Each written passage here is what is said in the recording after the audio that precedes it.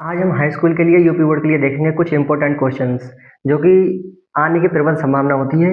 देखेंगे पहले दो तरह का कॉम्बि हम देखेंगे विद्युत धारा चैप्टर से कॉम्बिनेशन देखेंगे प्रतिरोधों का। दो तरीके के कॉम्बिनेशन होता है, श्रेणी क्रम संयोजन और समांतर क्रम संयोजन। इन दोनों के आने की संभावना हमेशा रहती है, या तो एक आएगा ही आएगा। ठीक है, तो हम देखेंगे, पहले देखेंगे हम श्रेणी क्रम संयोजन। यहाँ लिख लेंगे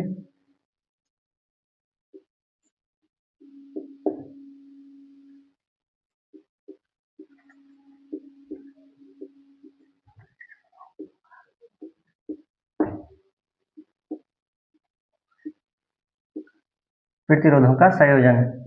ठीक है, दो प्रकार से संयोजन होता है। नंबर एक,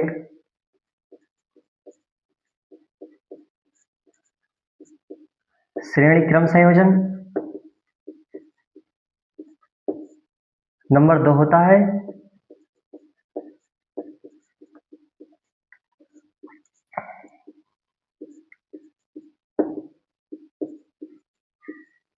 समांतर क्रम संयोजन। ठीक है, प्रतिरोधों को दो तरीके से संयोजित किया जाता है, श्रेणी क्रम और समांतर क्रम में। ठीक है, पहले हम देख लेंगे श्रेणी क्रम में कैसे संयोजित किया जाता है। तो श्रेणी क्रम के लिए हम एक वो बना लेंगे पहले डायग्राम। पहले हम तीन प्रतिरोधों को जोड़ देंगे सीरीज में। तो तीन, ठीक, इस पॉइंट को ए दे देंगे नाम, यहाँ दो बी, यहाँ सी, इधर डी। ये प्रतिरोध हो जाएगा हमारा R1, R2, R3। तीन प्रतिरोधों को जोड़ दिया। पूरा परिपथ बना लेंगे एक, यहाँ से एक मिनट, बैटरी लगा दी यहाँ,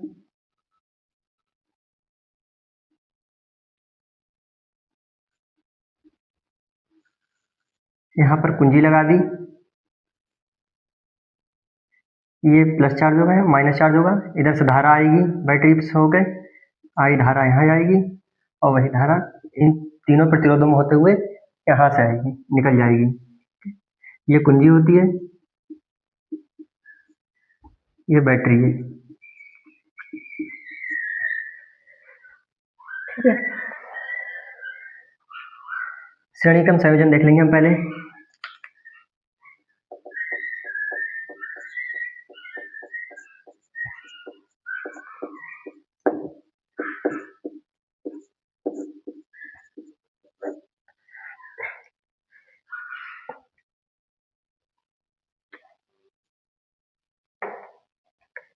श्रेणी क्रम संयोजन देखेंगे पहले हम। श्रेणी क्रम संयोजन में क्या करते हैं, जैसा कि इस चित्र में डायग्राम में दिया हुआ है उसी के बारे में पहले एक बार सब कुछ लिख देंगे यहाँ पे। इस प्रकार के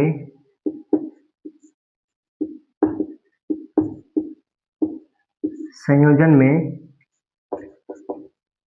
प्रत्येक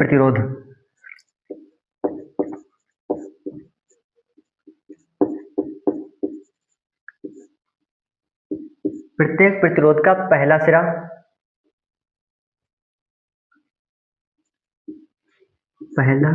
अंतिम सिरा, प्रत्येक प्रतिरोध का अंतिम सिरा, ये प्रतिरोध हो गया, इसका अंतिम सिरा ये है।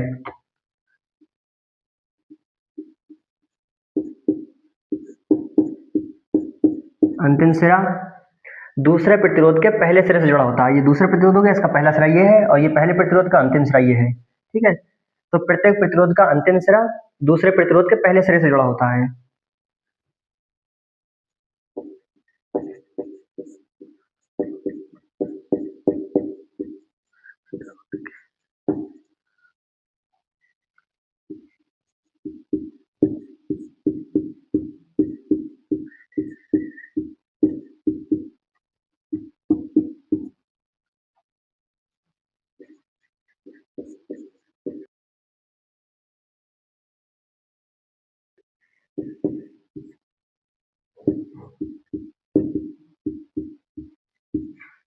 इस प्रकार के संयोजन में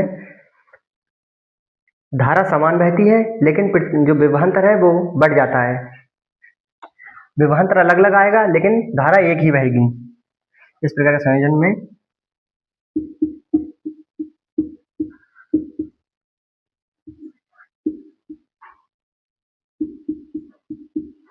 समान रहती है।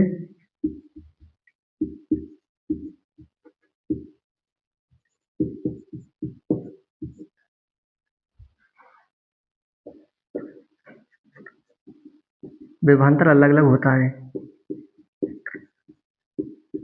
प्रत्येक प्रतिरोध का विभवांतर अलग होगा, इसका अलग आएगा, इसका अलग आएगा, इसका अलग आएगा।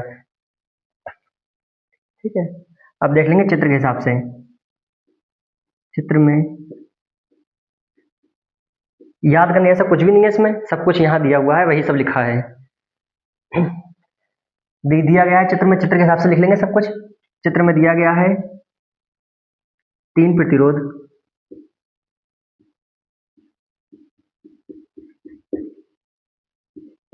R1, R2 व R3 हैं, जो बिंदु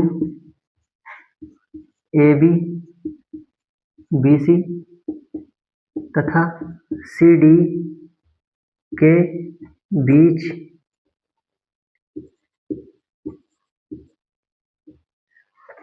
स्थित हैं।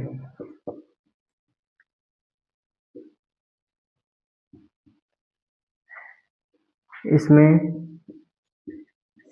धारा I प्रवाहित हो रही है।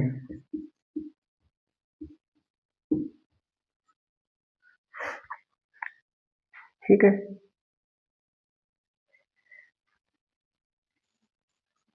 इन प्रतिरोधों के बीच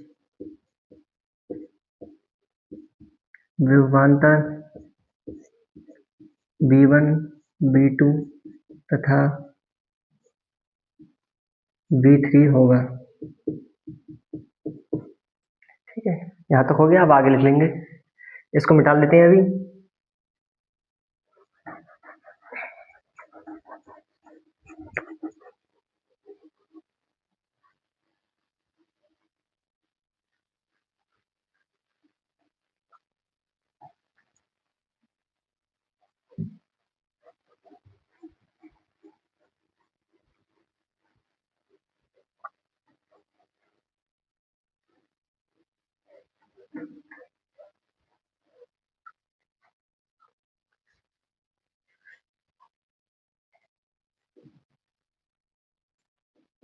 माना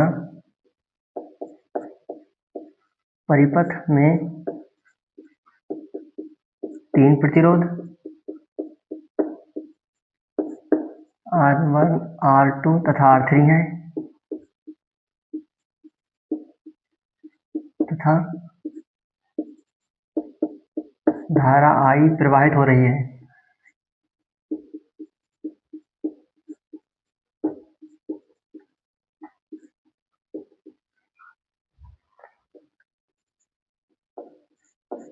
और उनके बीच विभवांतर भी है।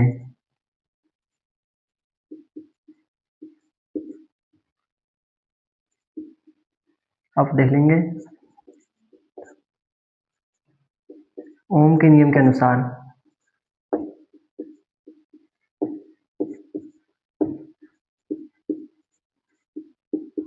अब तक तो सब कुछ चित्र के हिसाब से लिखा था।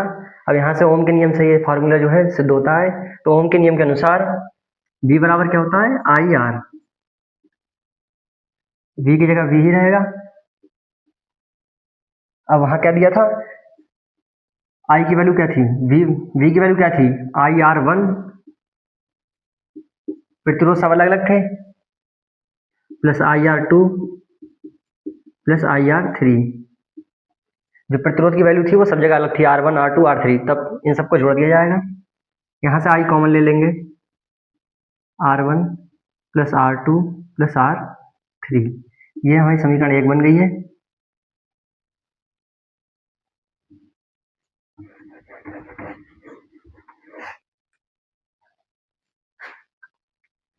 अब ये हमारा हो गया v बराबर इतना। अब देखेंगे बिंदु ए व डी के बीच तुल्य प्रतिरोध, तुल्य प्रतिरोध, ठीक है। v बराबर क्या होता है, आई आर। हमारा ये आ गया b बराबर आई आर, इसको समीकरण 2 लिख देंगे। अब क्या करेंगे, समीकरण 1 व समीकरण 2 की तुलना करने पर क्या हो जाएगा, इन दोनों की तुलना करने पर v बराबर आई आर। v की वैल्यू क्या दी है हमारी, v की वैल्यू ये दी है, तो हम v की जगह ये लिख देंगे पूरा, I R one plus R two plus R three. आगे क्या है हमारा आई आर, आई से आई कट जाएगा, तो R one plus R two plus R three बराबर हो जाएगा आर। यहाँ लिख देंगे हम आर बराबर R one plus R two plus R three. ये हमारा फार्मूला सिद्ध हो गया। हम लोगों ने अब श्रेणी क्रम संयोजन देख लिया है, उसका फार्मूला था आर बराबर R one plus R two plus R three. इस तरीके के संयोजन में धारा समान बहती है सभी प्रतिरोधों के बीच। जैसे अगर हमें दिया हो, मान लो पहला प्रतिरोध 2 ओम का है, दूसरा 3 ओम का है और चौथा 4 ओम का है, तब पूछा जाए अगर हमसे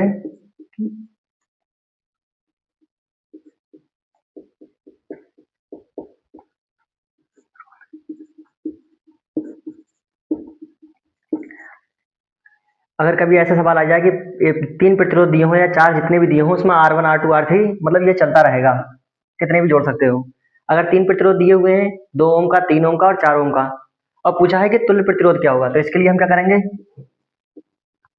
तुल्य प्रतिरोध निकालने के लिए R1 की जगह R1 की वैल्यू लिख देंगे, 2 ओम प्लस 3 ओम, R2 की वैल्यू प्लस 4 ओम, इसकी वैल्यू क्या जाएगी, 4 3 7 और 2 9 ओम। इस तरीके के सवाल होते हैं श्रेणी क्रम में। ठीक है, अब हम देखेंगे समांतर क्रम संयोजन कैसे होता है।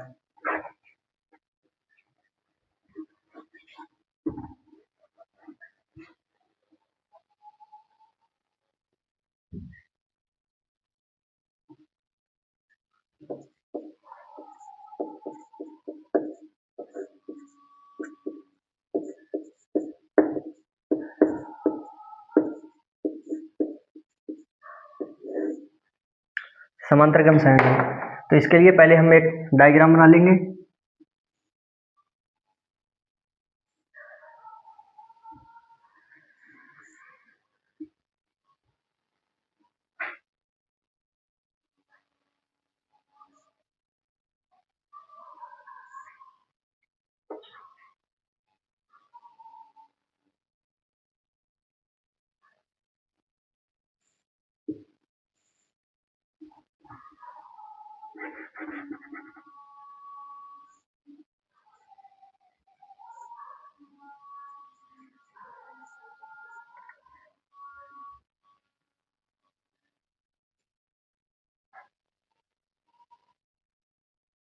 ठीक है,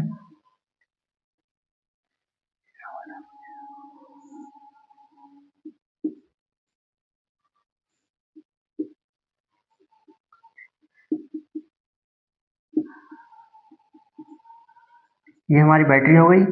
जैसा हमने श्रेणी क्रम संयोजन में बैटरी लगाई थी, एक कुंजी हो गई, ये हमारा ए बिंदु हो गया, ये बी हो गया, बी पॉइंट, और यहाँ पे धारा प्रतिरोध R1 R2 ये R3 हो गए। धारा आई यहाँ से आएगी और यहाँ से आएगी। ठीक है, समांतर क्रम संयोजन में क्या होता है, विभवांतर तो समान रहता है लेकिन धारा बढ़ जाती है, तो यहाँ जाके इस पॉइंट से धारा बटेगी, यहाँ अलग जाएगी, यहाँ अलग जाएगी और यहाँ अलग जाएगी। यहाँ धारा I1, यहाँ पर धारा I2 और यहाँ पर धारा I3 आएगी। ठीक है, अब हम यहाँ पे लिख लेंगे सी डायग्राम के बारे में क्या कर दिया है, चित्र के बारे में लिख लेंगे। यहाँ पे लिखा है इस प्रकार के संयोजन में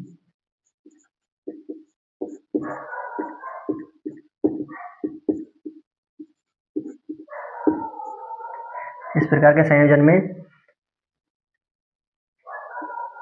धारा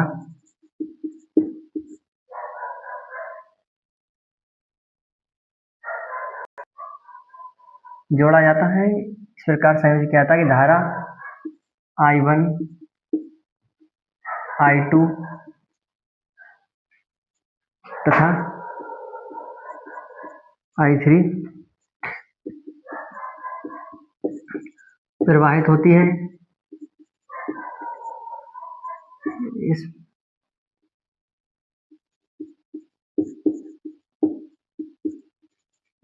संयोजन में सभी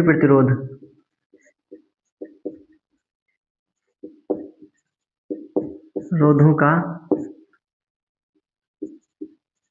पहला सिरा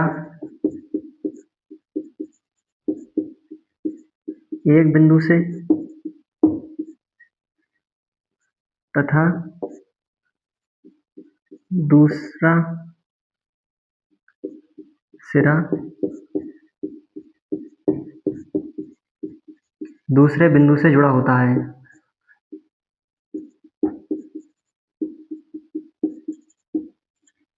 जैसे इसमें दिखाया गया है कि सभी प्रतिरोध में धारा I1 I2 I3 प्रवाहित हो रही है और प्रत्येक प्रतिरोध का पहला सिरा इसका पहला सिरा बिंदु ए से जुड़ा हुआ है और इन सभी के प्रतिरोधों के दूसरे सिरे दूसरे बिंदु से जुड़े हुए हैं, यही लिखा है बस।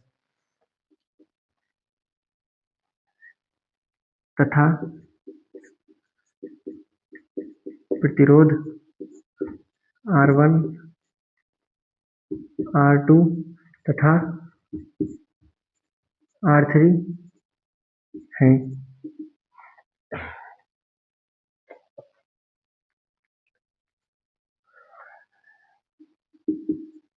तथा विभवांतर V होता है।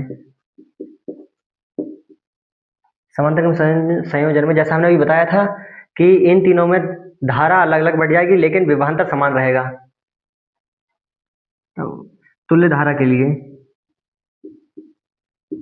तुल्य धारा I होगी।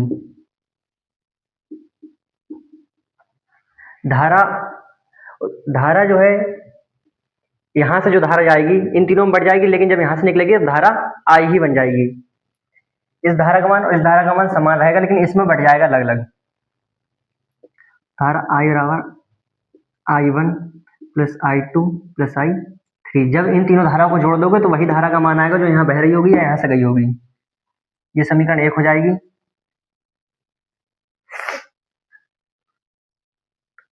ओम के नियम के अनुसार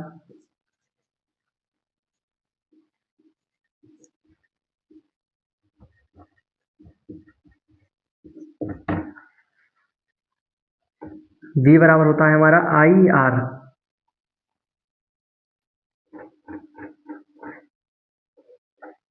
V अपॉन R।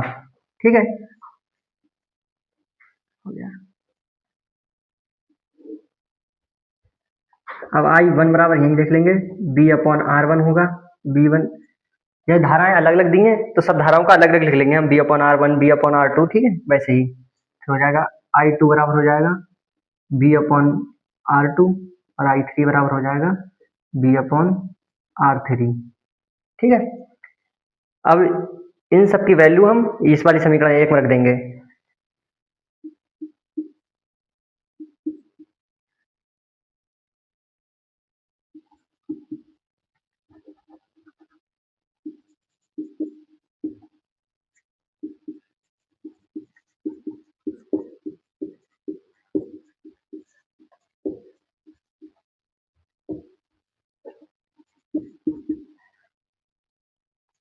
सभी जो जितनी भी धाराएं आई हैं उन सब की वैल्यू हम समीकरण 1 में रखेंगे। तो समीकरण 1 क्या थी? I बराबर I1 plus I2 plus I3। अब देखेंगे हम I बराबर I1 दिया है B upon R1 plus B upon R2 plus B upon R3।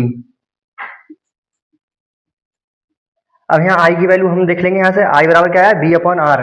यहाँ लिख लेंगे हम B अपॉन R। V को कॉमन ले लेंगे ये बचा हमारा 1/r, v को यहाँ से कॉमन ले लिया, v/r1, v को यहाँ से कॉमन ले लिया, v 1/r1 plus 1/r2 plus 1/r3। ठीक है, v से v यहाँ कट जाएगा, 1/r1 बराबर हो गया 1 प्लस 1/r2 1/r3।